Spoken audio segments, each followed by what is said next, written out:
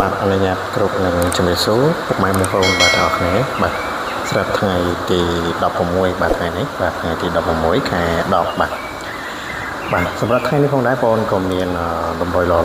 បាទច្បាស់បាទស្រាប់ចែកជូនបងប្អូនហ្វ្រីផងដែរបាទថ្ងៃទី16នេះបងប្អូនបាទ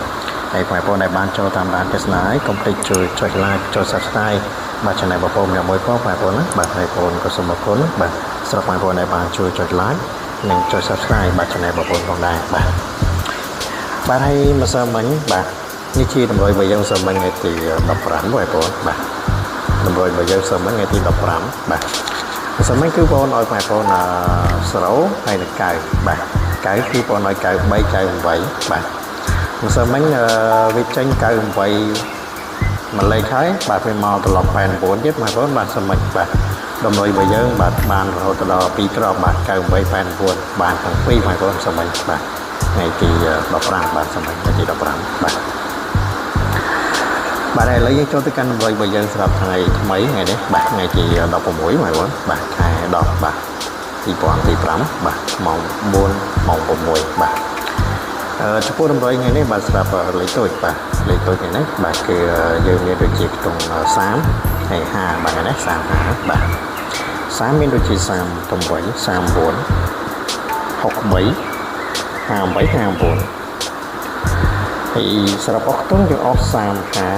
35បាទបងបាទហើយ3ខ្ទង់358គុណ359គុណនិងមួយទៀតមួយលេខទៀតបាទ598គុណបាទបងបាទស្រាប់តម្រុយវិទ្រីថ្ងៃទី16បាទនេះបាទហើយតម្រុយរបស់យើងថ្ងៃទី16មានប៉ុណ្ណឹងបងប្អូនទស្សនាមើលបានបាទឆ្លាញ់ពីចិត្តអីបងប្អូនអាចយល់នឹងបានបាទបងប្អូនណាបាទស្រាប់ថ្ងៃទី16នេះបាទហើយថ្ងៃទី16នេះផងដែរបាទចំពោះសមាជិកបាទថ្ងៃនេះបាទបងប្អូនមានលេខបុកពិសេសមួយក្របបាទសម្រាប់ឲ្យសមាជិកផងដែរបងប្អូនបាទថ្ងៃទី16នេះបាទគឺមានតម្រុយបុកពិសេសបាទល្អមួយក្របផងដែរបាទ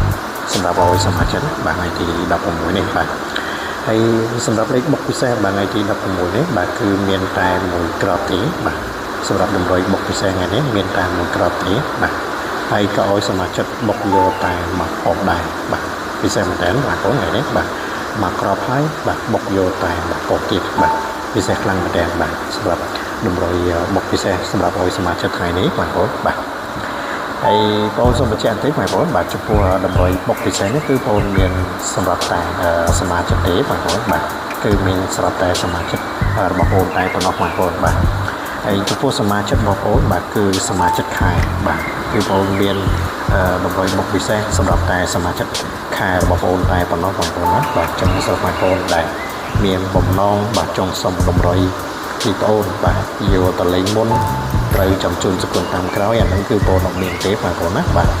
បងសូមអធិស្ឋានបាទអត់មានតម្រុយសុំមុនទេបាទ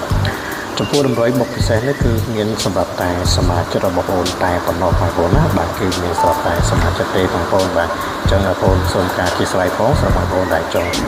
សុំតម្រុយមុនបាទគឺបងអត់មានទេបងប្អូនបាទហើយតម្រុយរបស់យើងថ្ងៃនេះក៏មានតែប៉ុណ្ណឹងទេបាទហើយជាចុងក្រោយបាទបងប្អូនក៏សូមជួបពរបងប្អូនជួបតែសំណាងល្អថ្ងៃតទៅនេះហើយក្រាបនេះបងប្អូនក៏សូមអរគុណសូមគោរពលាបងប្អូនបាទ